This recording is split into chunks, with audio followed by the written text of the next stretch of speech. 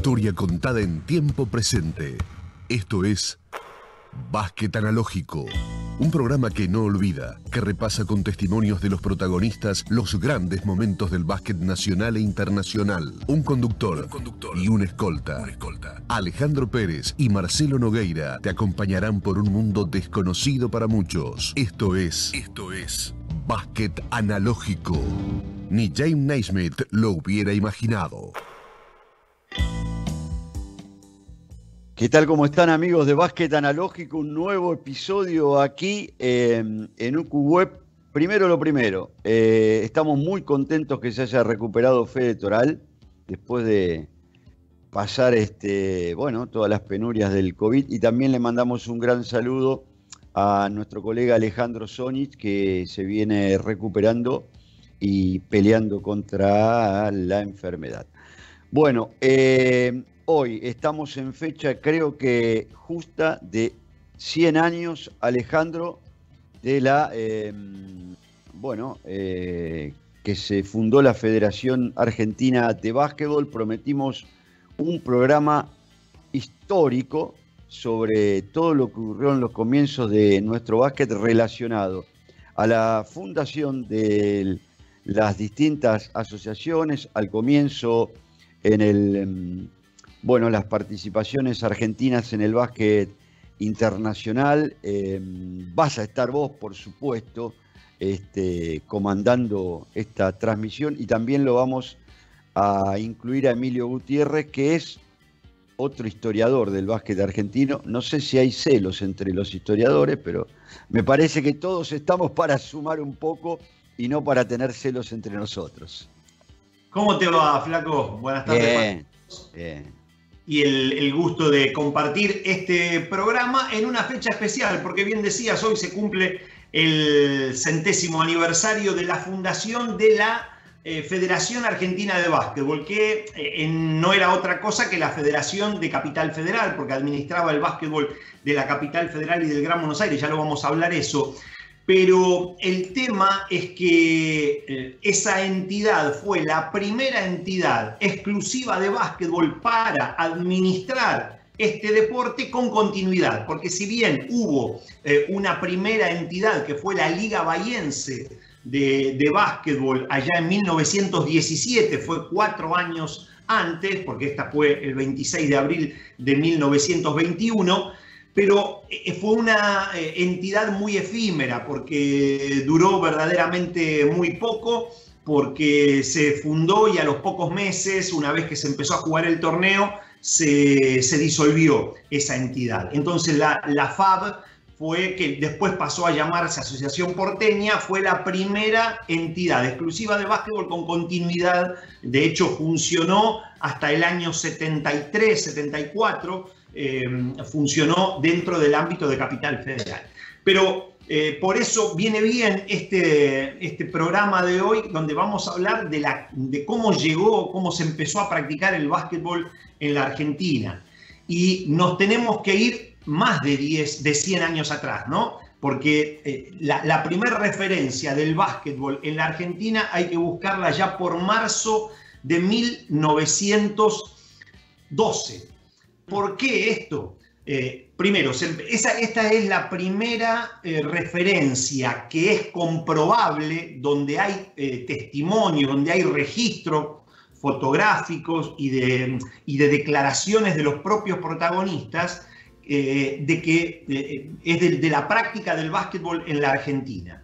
Esto fue en dependencias de la Asociación Cristiana de Jóvenes, la IMCA, ¿no? La IUMEN, como se le decía comúnmente, popularmente en ese momento en la Argentina, una entidad que ya llevaba varios años de afincada en la Argentina y que se dedicaba a la práctica de la actividad física, o que tenía la práctica de la actividad física como una parte muy importante de su estructura, porque la Asociación Cristiana de Jóvenes tiene, que por ahí Leo Margo tiene el logo, si lo puede compartir. Bueno, este es el logo actual, pero vemos, después está más desarrollado ahí el logo rojo, que tiene que ver con 3, ahí está, perfecto, gracias Leo, que tiene que ver con el desarrollo del cuerpo, de la mente y del alma.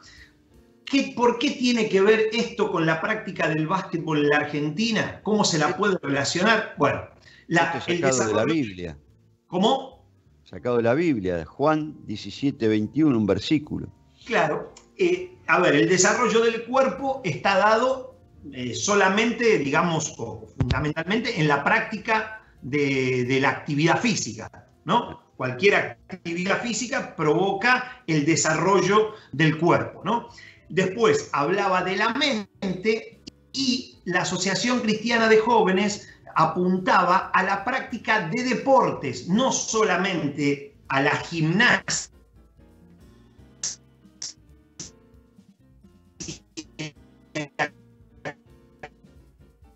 A ver, sí, teníamos un problemita ahí. Sino que además al practicar un deporte... Sí. Repetí porque se cortó un poquito ahí en el comienzo de la presentación que estabas haciendo recién de esto último que yo acotaba del logo de la Asociación Cristiana de Jóvenes. Retomá. Claro, la práctica del deporte, la práctica de la actividad física apuntaba al desarrollo del cuerpo, el desarrollo de la mente estaba apuntado a la práctica deportiva, a la práctica de un deporte, porque se entendía que desde el desarrollo de un deporte, la práctica de un deporte, para todo lo que tiene que ver con la táctica, la estrategia de la práctica deportiva, ahí se podía hacer que funcione la mente, tratando de desarrollar la inteligencia para llevar adelante las tácticas y las estrategias de cada deporte. Y por último, y de esto vamos a ver cómo se vuelca ya por el año 2014, la INCA decía que para desarrollar el espíritu, el alma de una persona, el deporte era bueno, ¿no? Porque desarrollaba el físico, la mente, y el espíritu decía que lo había que desarrollar a través de una competencia, que había que competir en esos deportes porque eso templaba el espíritu, el sobreponerse a una derrota, el sobrellevar también un triunfo, el pelear por un triunfo. Entonces, por eso decía que esas tres patas en las que se apoya la Asociación Cristiana en su concepto básico apuntaba a la práctica de actividad física, a la práctica de un deporte y además a competir, porque apuntaba a aquello tan conocido de cuerpo, mente y alma.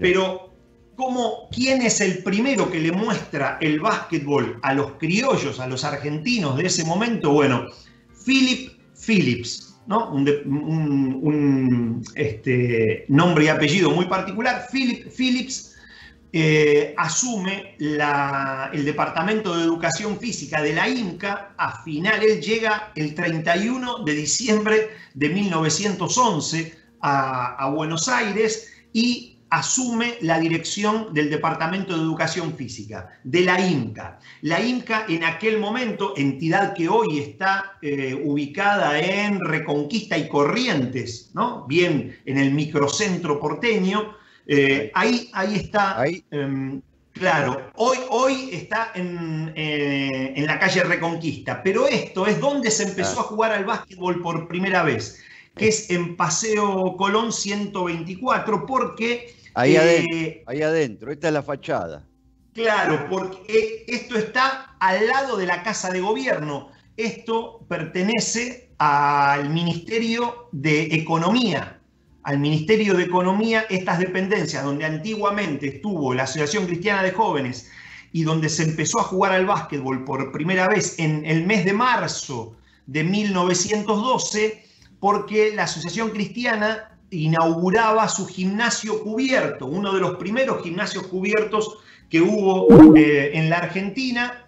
Entonces, a partir de la construcción de ese gimnasio, querían darle más desarrollo a la actividad deportiva. Entonces, Philip Phillips, después de las clases de gimnasia, ahí también Leo tiene alguna foto de los grupos de gimnasia que era la gimnasia sueca, la gimnasia de 3 arriba, 4 abajo, flexiones de brazo, abdominales, que se hacía.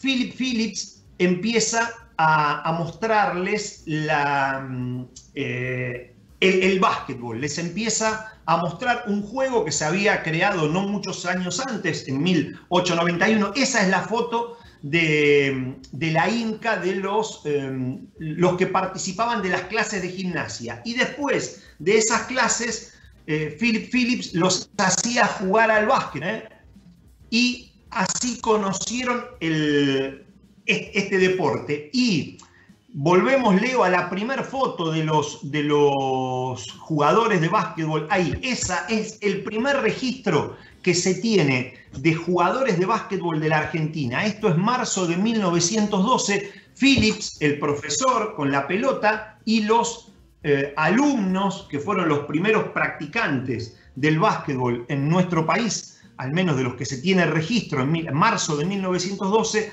ahí dicen que inicialmente no sobrepasaban los 12, 13 practicantes de este deporte.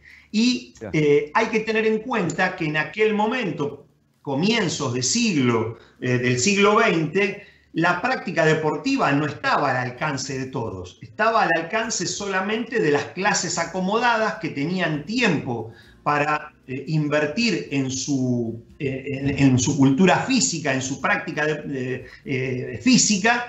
Entonces, digamos que comenzó el básquetbol siendo una actividad para la clase acomodada de la ciudad de Buenos Aires.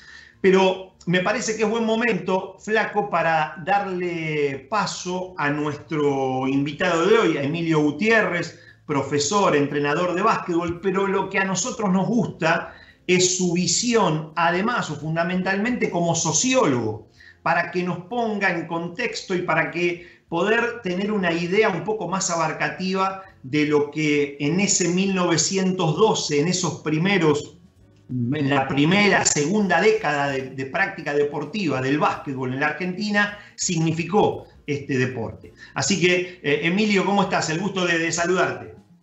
Hola, ¿cómo estás? ¿Se me escucha bien? Sí, perfecto. Se te escucha bien. Esto, Emilio, escucha, antes va a ser un duelo de historiadores. Como dos viejos gauchos, ¿viste? Una payada, digo. Una payada.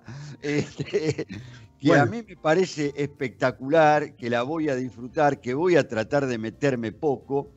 Te digo, la verdad, me emocionó la foto que mostró Ale de la cancha, claro, que sería, a ver, un 16 por 12, ¿no?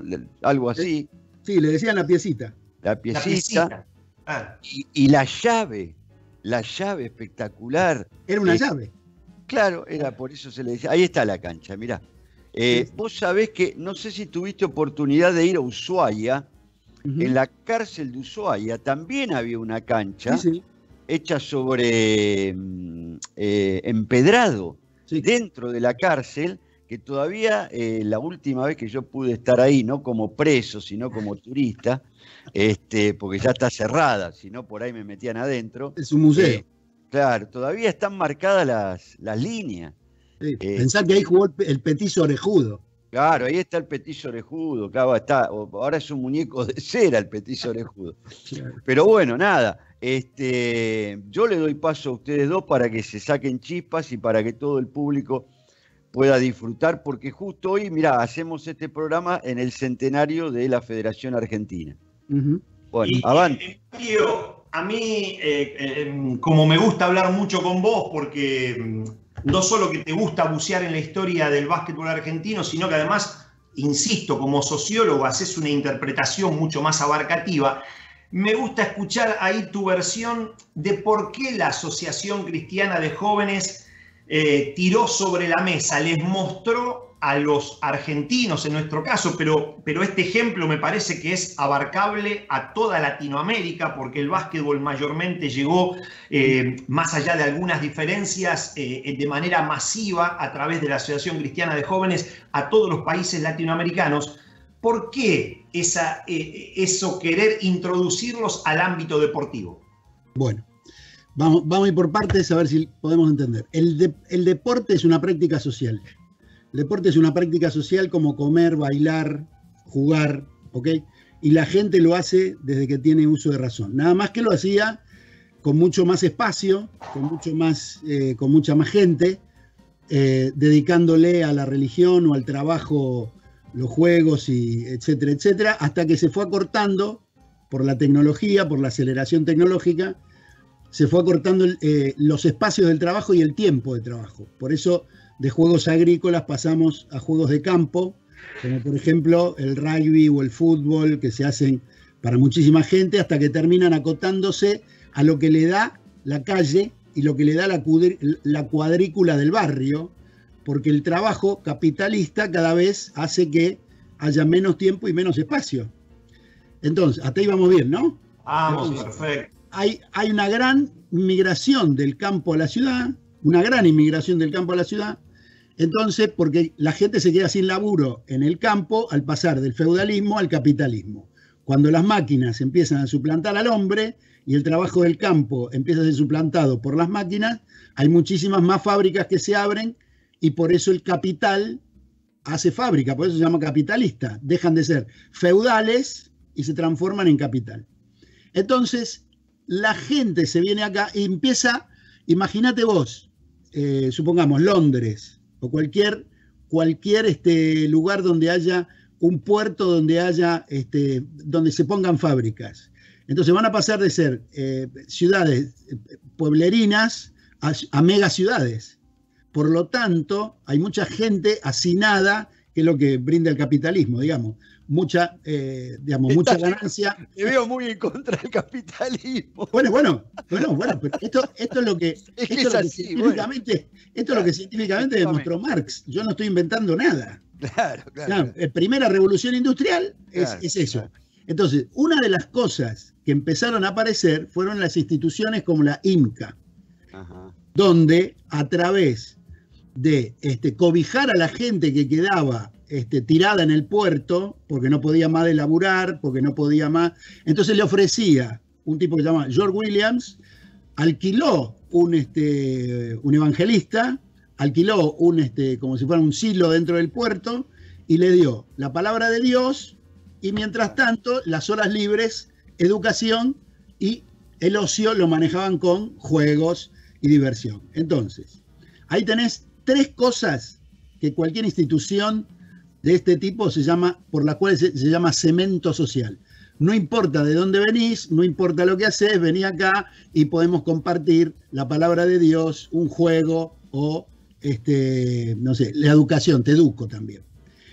Esto fue un parche para la situación que estábamos viviendo en ese momento. Un parche que le vino bien. Entonces, imagínate vos que el imperio inglés, eso mismo, al trasladar capitalismo a todo el mundo, está trasladando también el parche a todo el mundo. Entonces, por eso hay parche cultural y religioso, Emilio. Porque exactamente, lo religioso, cemento social. Claro. Cemento social. Eso, cuando vos hablabas hace un instante del versículo, bueno, yo no soy un especialista, pero efectivamente es un versículo de la Biblia y también hay que respetar eso porque lo hicieron muy bien en todos lados del mundo. Cuando llegaron acá, no llegaron a Buenos Aires primero pasamos por San Pablo, después por Montevideo, lo que explica el gran básquet uruguayo de todos esos tiempos, y después llegaron a Buenos Aires, que se desperdigó por toda la nación.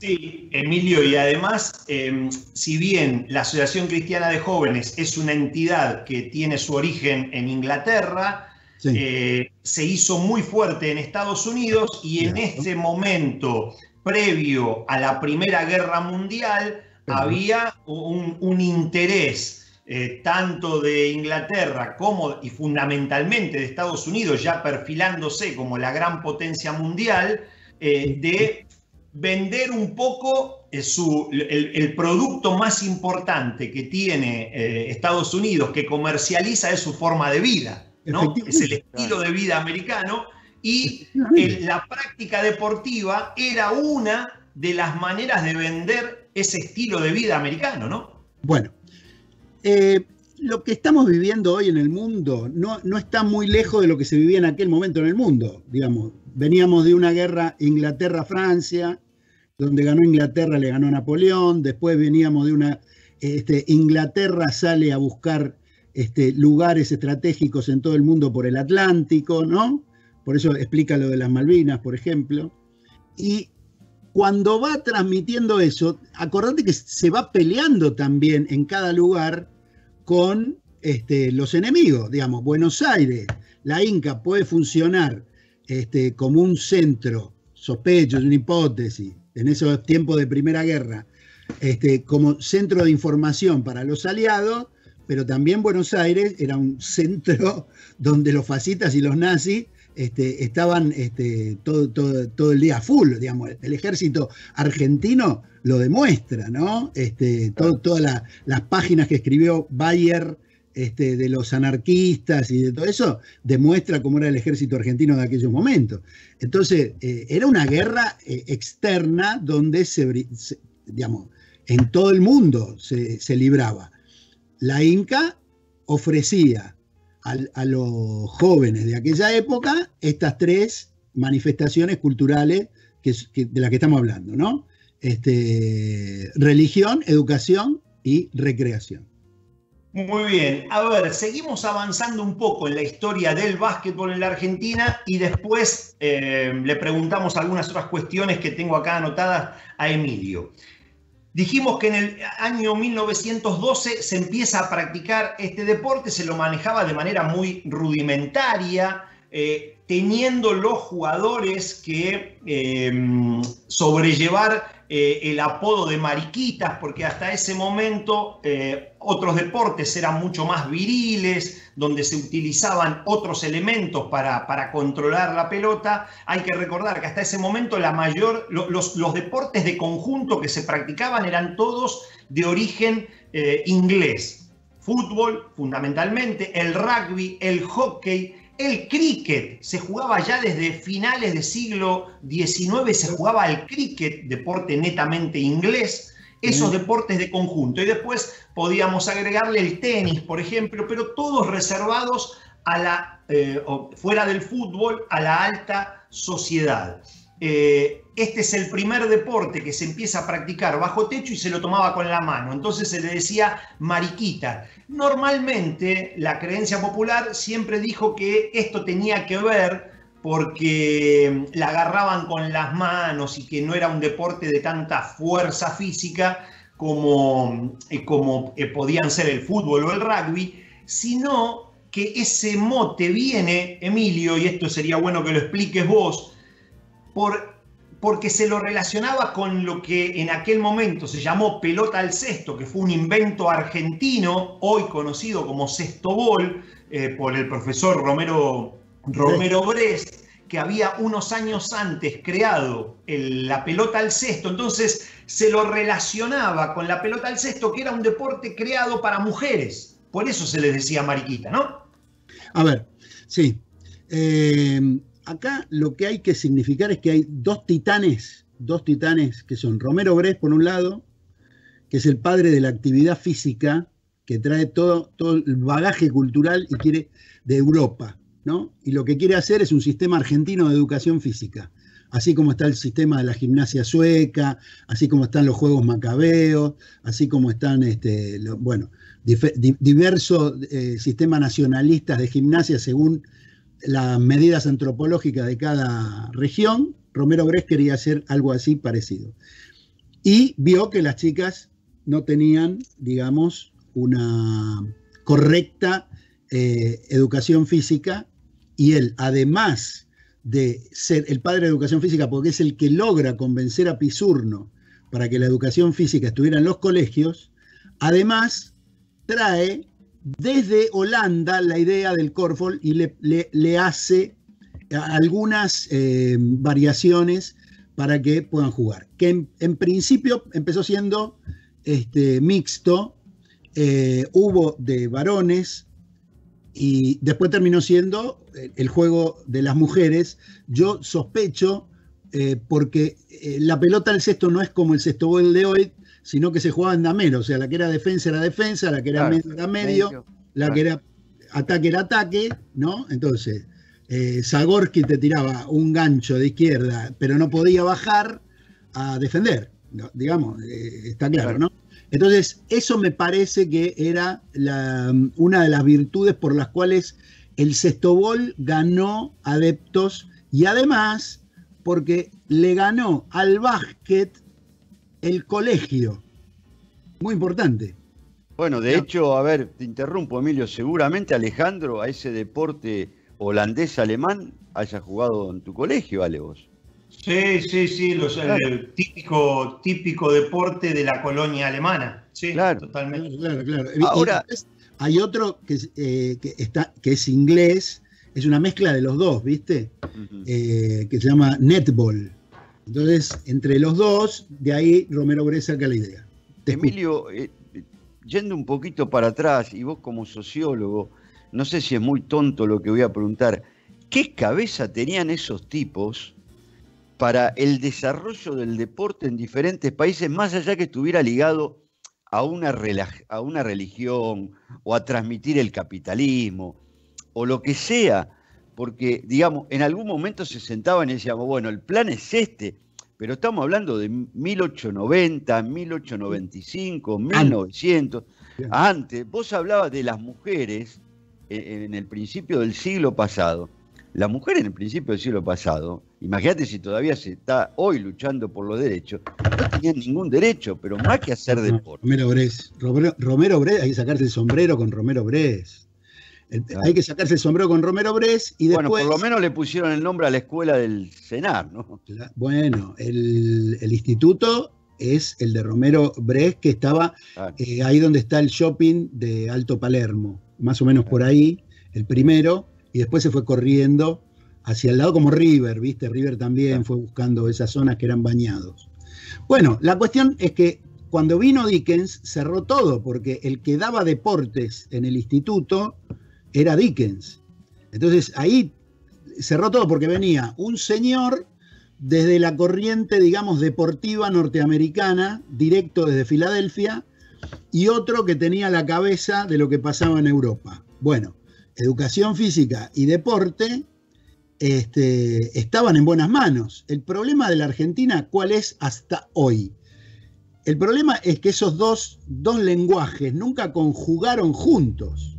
¿Está claro? O sea, la educación física fue por los colegios y digamos, el básquet fue por los clubes, ¿no? Cuando yo sentía a los mayores de mi viejo hablar, decía, básquet escolar, miren muchachos, ustedes pueden discutir toda la vida, pero si no hacen lo que yo estoy haciendo en Copelo, en Colegio Copelo, ¿no? Básquet escolar, estamos perdidos, porque están trabajando inútilmente. Y tenía razón. Porque, mirá, a la Argentina le fue muy bien cuando logró que esas dos cosas se conjugaran. Canavesi era profe y entrenador, y Rubén es profe y entrenador. Entonces, cuando lograste que esas dos corrientes se conjugaran, no fue excelente. Entonces, lo que hay que volver es a ese espíritu de los que vos me estás señalando. A ver, hablando de volver, yo vuelvo al 1912, a ese arranque del básquetbol en la ciudad de Buenos Aires, y un dato interesante, ya en el 1913, o un año después de que se había empezado a practicar la disciplina en Buenos Aires, se hace el primer evento internacional, porque se junta la Asociación Cristiana de Montevideo con la de Buenos Aires, y hacen un enfrentamiento. Primero juegan, la Asociación Cristiana de Buenos Aires viaja con 2 equipos, uno de empleados de la Asociación Cristiana y otro de jóvenes estudiantes que eran socios de la Asociación Cristiana, viajan con esos 2 equipos en una delegación multideportiva, porque iban también otros equipos a competir de otras disciplinas. Bueno, juegan ahí unos partidos, después le devuelven a finales de 1913 la visita, los uruguayos vienen a jugar acá a Argentina, hay registros fotográficos en la revista Caras y Caretas, hay fotos de esos enfrentamientos. Y en el 1914 empieza lo que marcó toda una época, que fueron los torneos internos de la Asociación Cristiana de Jóvenes. Por primera vez, como decíamos antes, se empezó a competir por aquello que sostenía la Asociación Cristiana, de la práctica de competir en los distintos deportes. Se empieza a competir en el torneo interno. Ahí Leo tiene una foto que hay un quinteto de uno de los primeros equipos que empezó, ahí está, ese equipo empezó a competir en el torneo interno de la Asociación Cristiana de Jóvenes. Y lo paradójico, esto fue en el 1914, el cuarto de ese, empezando a contar de izquierda a derecha, el cuarto es Virba, Enrique Virba, que fue integrante de la primera selección argentina de la historia en el año 21, que ya vamos a mencionar, ¿no? Y el segundo, Zambra, terminó siendo uno de los integrantes del consejo directivo, como eran jugador y además dirigente, hacía la doble función, y era integrante del consejo directivo de la FAB, de la primera entidad que mencionábamos, que hoy está cumpliendo 100 años, hoy cumpliría 100 años. Pero bueno, empiezan a jugar los torneos internos. Esto cada vez, como eran un éxito, cada vez había más categorías, más equipos, por supuesto. Empezaron a tener primera, segunda, tercera división, categoría de mayores y lo que hoy serían juveniles, cadetes, infantiles, chicos más chiquitos que empezaban a practicar básquetbol y lo hacían en estas competencias, hasta que ya en el año 19 se va Phillips y lo reemplaza alguien que muy bien ahí recién Emilio mencionaba, que era Federico Dickens, ¿no? Otro estadounidense que se hace cargo del Departamento de Educación Física de la INCA y que tiene, y Emilio lo va a explicar un poco mejor, una incidencia no solo en el básquetbol, en todo el deporte argentino, pero es el tipo que les dice: muchachos, váyanse de acá, de la Asociación Cristiana, funden clubes, creen clubes y compitan de manera federada, de manera, digamos, más seria. ¿No? ¿No, Emilio? ¿Fue así o no? Tal cual, porque, digamos, la INCA tiene unos objetivos humanistas, sociales, que no es que no hay que competir, pero se armaban, digamos, los sábados a la tarde se armaban cada rosca que era infernal, ¿entendés? Aparte, imagínate, un partido que lo quieren ver todos, en ese lugar no entra nadie. Entonces, Dickens le dice: esto está bárbaro, lo que ustedes quieren hacer está fenómeno, yo los ayudo, vamos afuera a lograr hacer lo que se necesita, que es una federación. Y entonces, Emilio, sí, completo esto que estás diciendo. El torneo de la Asociación Cristiana de Jóvenes se jugaba los sábados, en la piecita, como bien dijiste, se jugaba los sábados a la noche.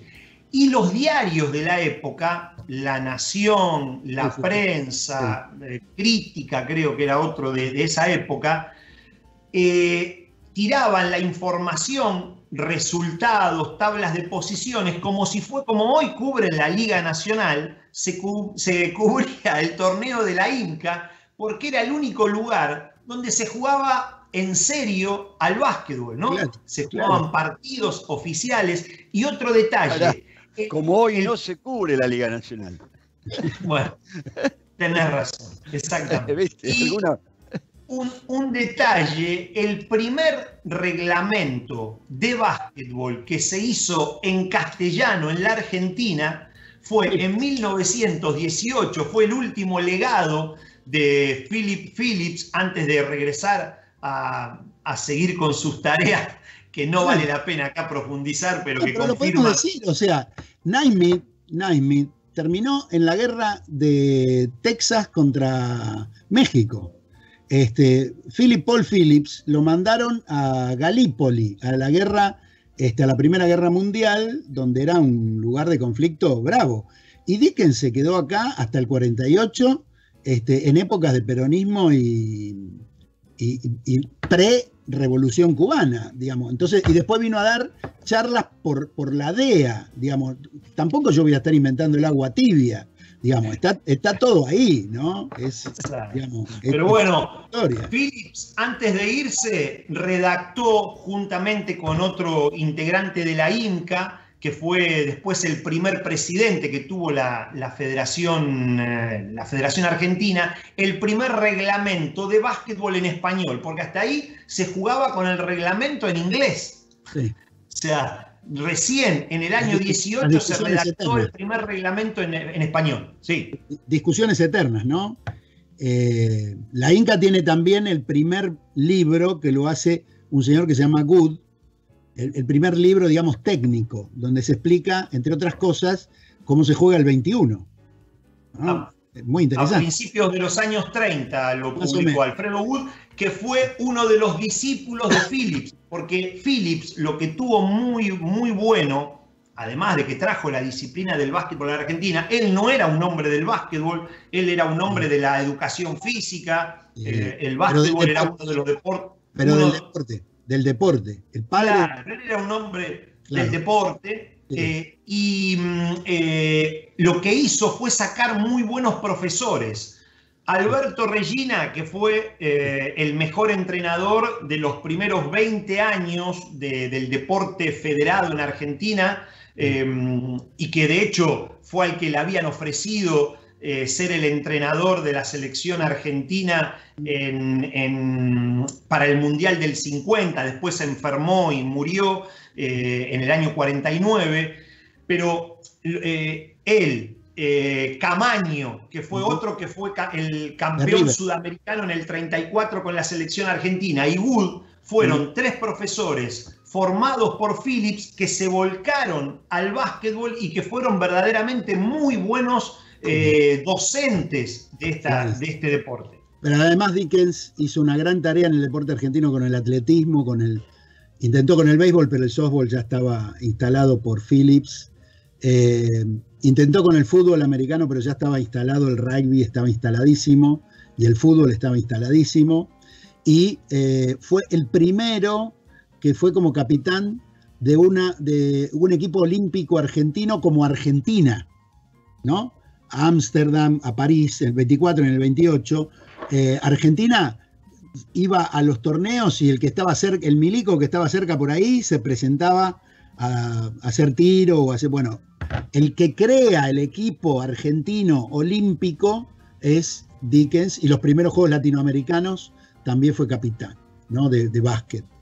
Esos que vos contás que en Río de Janeiro se suspendió porque se agarraron a las trompadas o no sé qué, y el árbitro era el entrenador de los brasileños. Bueno, ahí estaba Dickens de capitán. Exactamente. Ahí creo que, a ver si Leo tiene una foto que teníamos de Dickens, que ya sí era un personaje un tanto relacionado con el básquetbol, era profesor de básquetbol también, pero bueno, lo cierto es que Dickens, el gran mérito que tuvo fue decirle ahí lo tenemos, a Dickens con la pelota, un detalle, la pelota con tiento, la pelota con la válvula por afuera, que hacía que el pique fuera defectuoso muchas veces, pero bueno, esta foto es de la preparación de la selección argentina, como bien decía él, para los Juegos Latinoamericanos de Brasil del año 22, donde fue, digamos, la primera competencia oficial de la que participó la selección argentina de básquetbol. Sí, el equipo base era Olimpia, Olimpia, claro. Y ya arrancaba Hindú. Él fue preparador físico de Hindú antes de la gira. Él era amigo de Gardel, era el personal que le hacía bajar la panza a Gardel. Un tipo absolutamente completo. Hay que ver los escritos que tiene. Una de las cosas que decía que siempre me quedó es Córdoba, cuna de campeones. Córdoba, cuna de campeones. Mirá. Y después vos sacás la cuenta de cuántos argentinos llegaron a la NBA y cuántos son cordobeses, ¿no? Y fíjate y vas a ver que hay cordobeses que salieron. Sí. El tipo la tenía muy clara. Y era un adelantado, obviamente, para los sistemas de entrenamiento de esa época, ¿no? ¿Y de qué vivía Dickens, por ejemplo, Emilio? Y mucha de esta gente que estamos nombrando. Un profesional. Era un profesional de la INCA. Claro. La INCA sacaba, por ejemplo, en donde Naismith crea el básquet, se arman un montón de instructores que después, una vez terminada su graduación, había que exportarlos. Claro, te mandan a Nueva Zelanda, te mandan a Australia, a donde esté la corona británica a full. Lo mismo hacen los mormones, ¿no? Bueno, fíjate el símbolo y es bien masón. Claro. Phillips. Que coincide con el del dólar. Phillips, que era masón, el que trajo el básquetbol a la Argentina, era masón y vino. Lo habían mandado primero a Sudáfrica, él llega a la Argentina, que acá está la creencia que viene desde Pensilvania, no, vino desde Sudáfrica. Trabaja acá en Argentina y después es enviado a Turquía, donde no la pasó tan bien porque evidentemente lo descubrieron o alguna cuestión, no la pasó tan bien. Pero, a ver. Yo quiero significar esto. Es la política es la política internacional. Esto es así. Entonces, así como los aliados tienen este tipo de instituciones en época donde no hay drones, donde no hay internet, estas instituciones como la Cruz Roja, como la INCA, son muy importantes, ¿eh? O sea, tienen los que enseñaron básquet, los que enseñaron vóley, los que enseñaron campamento. Baden-Powell es un señor que inventó el sistema de campamento mundial, los Boy Scouts. El sistema Kroll, para aprender a nadar, los sistemas para aprender a nadar están explicados en la INCA, y la INCA tiene el Nobel de la Paz.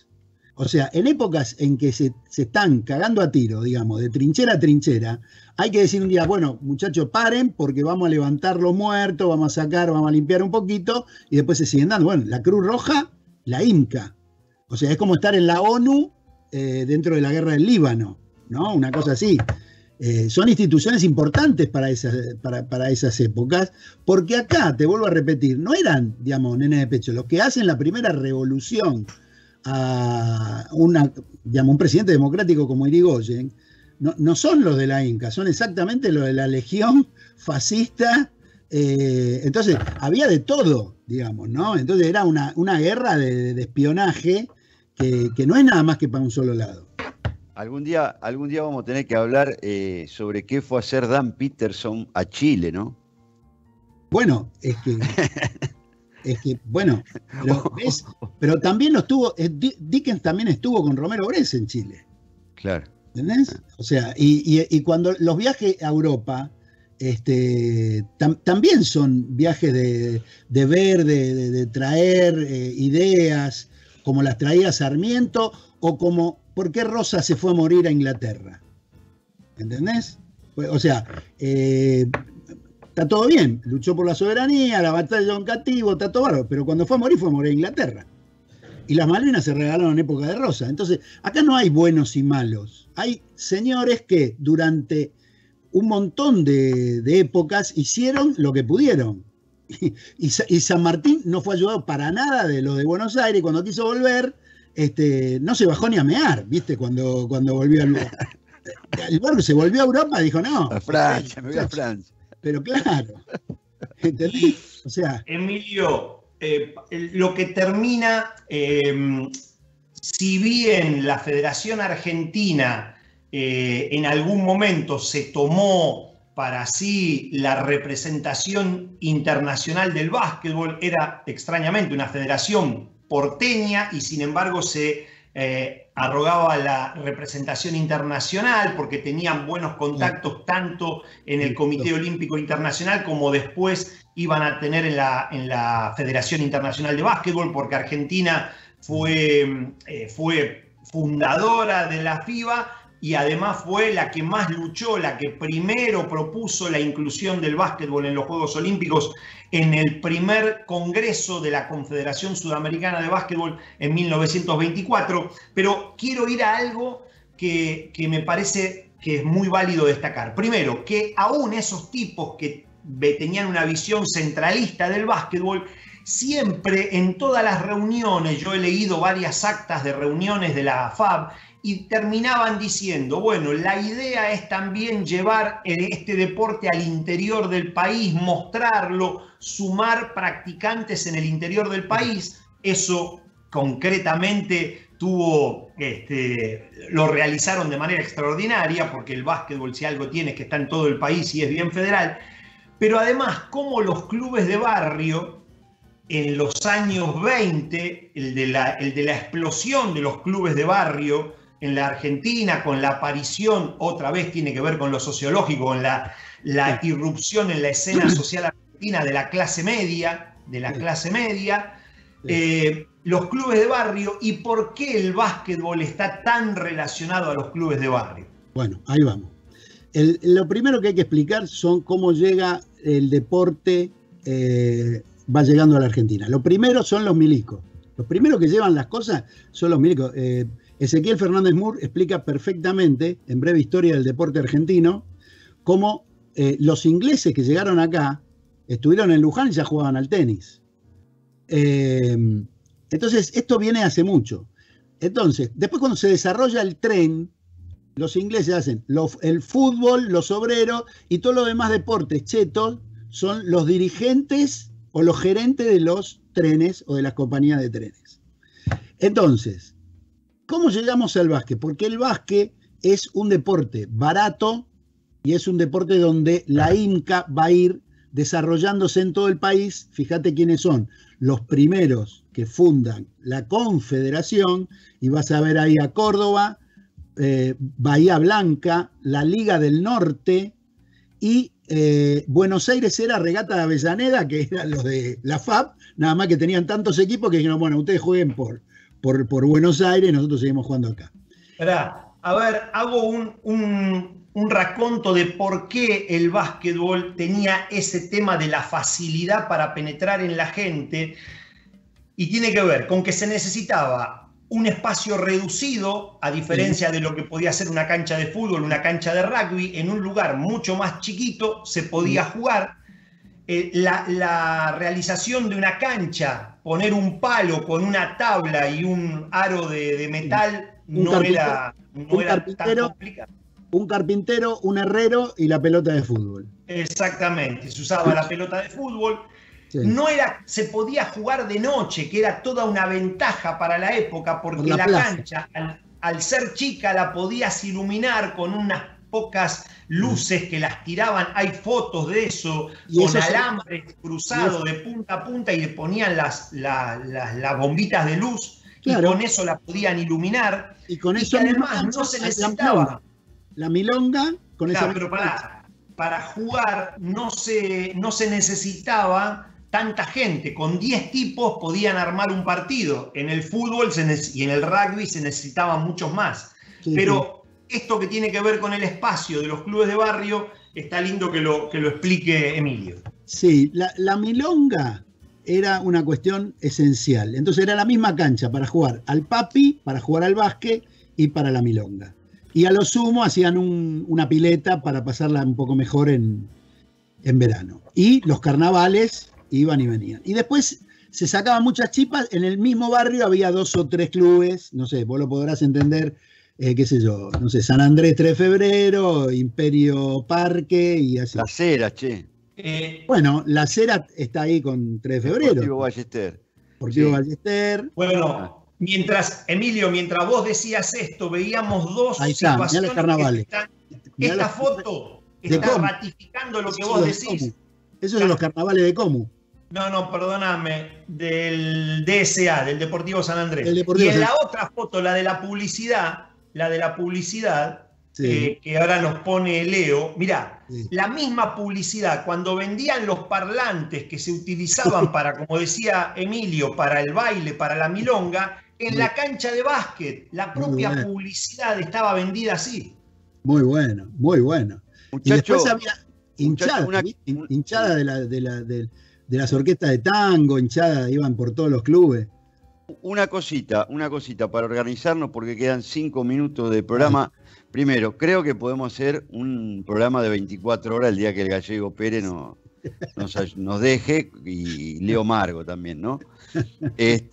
Segundo, para ir cerrando, si tenemos que hacer un repaso de los grandes dirigentes de la historia argentina, yo esto se lo decía a Alejandro ayer, a vos no te lo advertí, pero sí es muy difícil. Bueno, como para ir cerrando y dejar un panorama, porque mucho tiene que ver con los dirigentes. Dale, hagan uno y uno, a ver. Bueno, me parece que Calarco juega, ¿no, Ale? Y Calarco fue el primer gran presidente de la Federación Argentina y fue el tipo que propuso e impulsó la introducción del básquetbol a los Juegos Olímpicos. La primera moción nace de él en 1924 y después motorizó toda esa movida para que el básquetbol debutara en los Juegos Olímpicos en el 36. Yo le agregaría, estoy totalmente de acuerdo con Calarco, de esa misma época a Bracera Saedo. Bueno, Bracera Saedo, lo que hay que comentar, que era uruguayo, o sea, el deporte nacional, ¿no? El padre del deporte nacional es un estadounidense y el deporte del básquet de la Confederación Argentina es un uruguayo. Claro, entonces, que se llamó Ángel. Claro. Y después vino uno que se llamaba Amador. Y después vino uno que se llamaba Amadeo. Y después vino uno que se llamaba Miguel Ángel. ¿Entendés? Entonces, entre ángeles y amorosos, el básquet nacional fue construyendo su historia. Y espero que tenga muchos años más. Espero, la verdad, a mí me parece que en este instante, y te la dejo para cuando quieras, somos todos alieris de Fabián Borro. Vos recién hablabas de los dirigentes y de que no estaba bien acompañada la liga, pero hay liga. Y si hay, y vamos a discutir, y yo los escucho a ustedes todos los días, los domingos a la tarde, y comparto muchas de las críticas, pero también sé, digamos, cuánto hace Fabián para que haya básquet. Y yo le debo a Fabián la creación, pero no yo como Emilio Gutiérrez, porque ahora soy director, sino la creación como profesor de una oficina de básquet escolar que creo que tardó 90 años y, quieran o no, se hizo ahora. Y me parece que eso hay que reconocerlo tanto como cuando se le reconocen o cuando se lo critica. Me parece que esta es una época que hay que acordar, que hay que tener el culo de fierro y sentarse a negociar. No hay que cancelar a nadie, no hay que, digamos, hay que hablar, y hay que hablar mucho. ¿Qué vamos a hacer con los chicos después de la pandemia? ¿Cómo vamos a seguir? ¿Cómo vamos a seguir? ¿No? Es muy importante todo esto. Y me parece que la pandemia es una calamidad, pero que hay que gastar el tiempo en ver cómo hacemos para seguir después. Así que yo les agradezco la invitación. Estoy dispuesto a que si el Gallego hace un programa de 10 horas, me llaman, yo voy a estar. Lo único que no bancaría mucho son las críticas del Morumbí o el Maracaná, de esos cafés memorables donde iba el profesor Marín con toda su banda. De ahí para abajo me banco lo que sea. Muy bien. Muy bien. Bueno, Emilio, muchísimas gracias. Te agradecemos la participación. Sabes que nosotros somos de los que genuinamente queremos hacer aportes para el básquet, honestamente, genuinamente, y bueno, con el granito de arena que se puede aportar. Por supuesto que sí. Por supuesto. Muchas gracias por la invitación. Bueno. Hay que ir cerrando, Ale. Sí, cerramos en lo que fue este repaso de lo que sucedió en los primeros 15, 20 años de... Hay que seguir con más años. Y los 100 hay que felicitar a todos los que están siendo activistas en este instante, todos los dirigentes de clubes de barrio que se la están recontrabancando, todos los entrenadores que se quedaron sin trabajo y siguen haciendo lo imposible. Bueno, para todos ellos vaya mi reconocimiento, mi memoria, y creo que tenemos los mejores profes del mundo, los mejores profes de patio, y esto lo vamos a dar vuelta en cuanto le podamos ganar al bicho, ¿no? Y lamentablemente tenemos que despedir hoy, que acaba de fallecer, a Carlos Timoteo Gribol, que una persona muy ligada al básquet a través de León Nasnubel, que estaba pasando por una enfermedad muy importante. Y bueno, lamentablemente acaba de llegar la noticia para el cierre de nuestro programa. Bueno, me recuerdo atrás del aro de Ferro, haciéndole señas a los jugadores, ¿no? Claro. Eso, ¿no? Bueno. Muy bien, bueno, entonces cerramos, le damos paso a la continuidad aquí en Uno contra Uno Radio y nada, nos reencontramos la semana que viene, Flaco. Así es, nos vemos, tal vez seguimos con este tema, ¿eh? Chao Emilio, chao Ale, chao. Muchas gracias. Chao. Gracias por chao.